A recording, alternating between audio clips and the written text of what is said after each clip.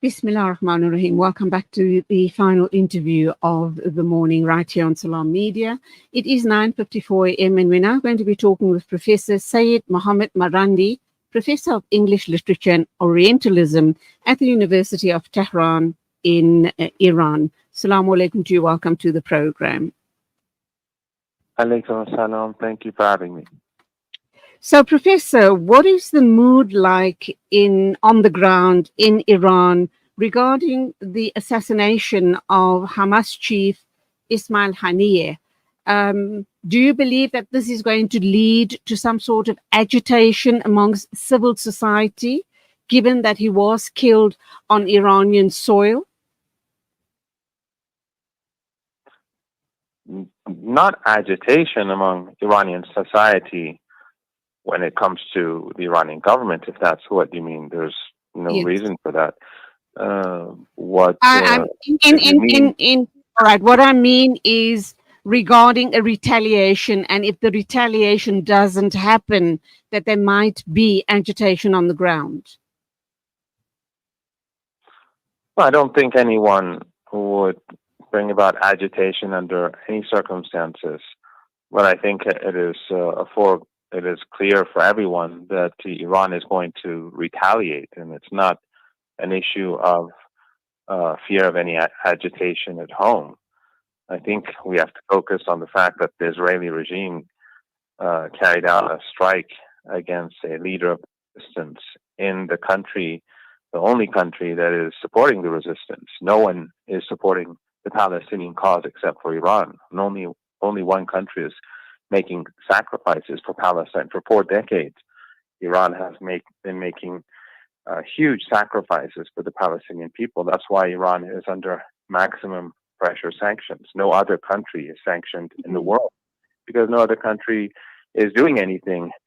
Some leaders like Mr. Erdogan, they talk, but they don't do anything. He continues to facilitate oil trade to Israel. 60% of Israeli oil goes through Turkey. The Saudis, the Emiratis, Egypt, Jordan, none of them are doing anything to stop the genocide. So I think it's quite clear, both to the Iranian people, but also to those who have open eyes, that the hope of the resistance has always been Iran. And Iran will definitely retaliate because Ismail Haniyeh is, not only was he a guest, but he was a hero to the cause of the resistance. He was one of the leaders of a people that are being battered and a people who are facing genocide and starvation with Western support and with the support of Western regimes across Europe, North America, and of course Australia and New Zealand. So Iran will punish the regime in Tel Aviv. He will strike hard. It will not be far off, I assume. It will probably be within the next few days or week or two at most. But Iran will punish the regime. So I think the big question also to be asked is, why did the genocidal occupiers hit on Ismail Haniyeh, assassinate him on Iranian soil? Do you think that it was very deliberate? It was a strategy because they want to drag Iran into a war, a regional war? Well, they can't hit him in Qatar or Turkey because Turkey and Qatar have relationships with the Israeli regime. And right. Turkey, Qatar, and Israel don't want to harm their relationship. But Israel and Iran are enemies. So the only place where the Israeli regime could murder martyr Haniyeh was in Tehran. And I think Netanyahu probably does want an escalation. I don't think that it is in the interest of the Israeli regime. But I don't think that for Netanyahu and his government, the interests of the regime are all that important. The reason why it isn't in the interest of the regime is that Iran will strike back hard. Iran will punish the regime. Murdering a senior official, whether Palestinian or Lebanese, or from Ansarullah in Yemen, or in the resistance in Iraq and Syria, is not going to change anything.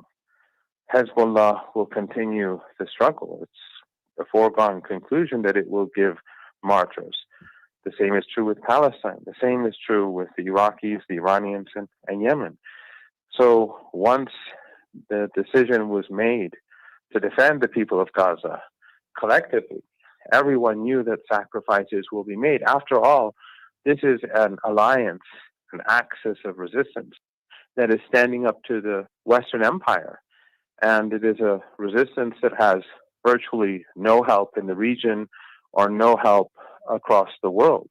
It is only ordinary people on the streets in different countries or people who are active online that are standing up against this genocide. Otherwise, governments, except for special instances where your government, for example, brought a complaint to the International Court of Justice, it is very rare for any government to take any real action against the Israeli regime.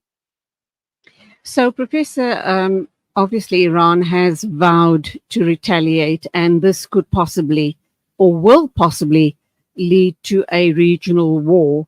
Do you suppose that any other Arab countries might decide to join Iran helping defend Palestine? How is this all going to play out then? The other question as well is that America has vowed to continue supporting Israel, and they will continue to supply weaponry to Israel. We understand, I think a day ago, that the American warships were making their way to the Lebanon port to support Israel. So all of these things are starting to escalate. How do you suppose, this is all going to end? Is it going to be a long, protracted war, or do you think Iran will retaliate, do what they have to do, and then retract?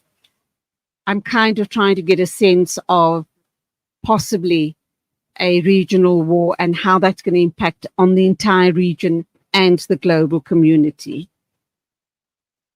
Well, Iran is not going to strike the Israeli regime and retract. Iran will strike the Israeli regime, the regime or its allies in the West act against Iran. Iran will strike back again and again.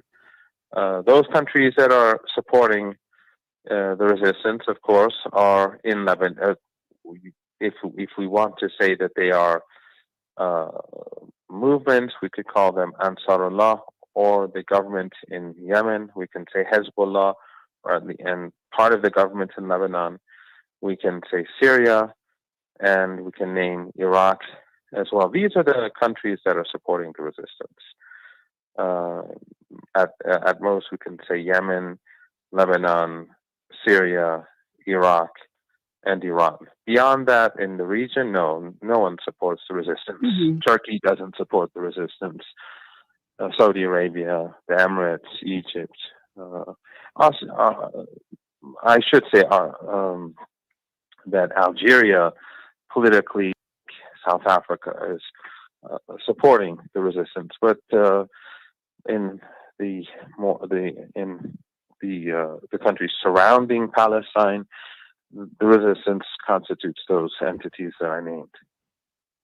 You've mentioned a few countries there, and I'm kind of wondering, because of America's very strong, undying support to Israel, we know Germany too have supplied armaments and weapons to Israel. Do these countries collectively have the firepower to fight against Israel? Well, they are. These entities, Ansarullah in Yemen, they have defeated the Americans in the Red Sea so far. We see that they shut down the Red Sea to shipping linked to the Israeli regime and those entities that are fighting them in the Red Sea, fighting Ansarullah in the Red Sea. We see that the resistance in Gaza and on the border with Lebanon continue to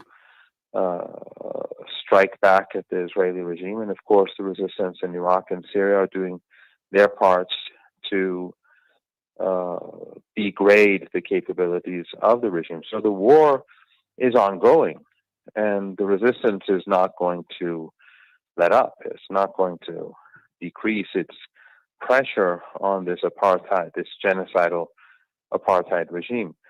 And I'm optimistic about the future, although I think that we will have tough days ahead, and hopefully your audience and those who are supporting the people of Palestine will all be more active these days. I think people should increasingly boycott Western goods and products and to spread the word across the South and in the West itself that the West is fighting against humanity. It's fighting against human dignity. It's carrying out a Holocaust in Gaza. This is not an Israeli Holocaust. This is a Holocaust being carried out by the collective West, and the Islamic Republic of Iran is determined to stop it. Frightening indeed. What else can we say? But it's just now a waiting game, is it not? Professor Seyed Mohammad Marandi, Professor of English Literature and Orientalism at the University of Tehran. Thank you indeed for your insights on this issue. Thank you for always being available to talk to us. Assalamu alaikum to you. Alaikum assalam. Thank you very much for having me. It's exactly 5 after 10 o'clock. Wrap up time for me. I will be back with you on Monday morning at the same time. Till then, keep safe. Assalamu alaikum and Khuda Hafiz from me, Julie Ali.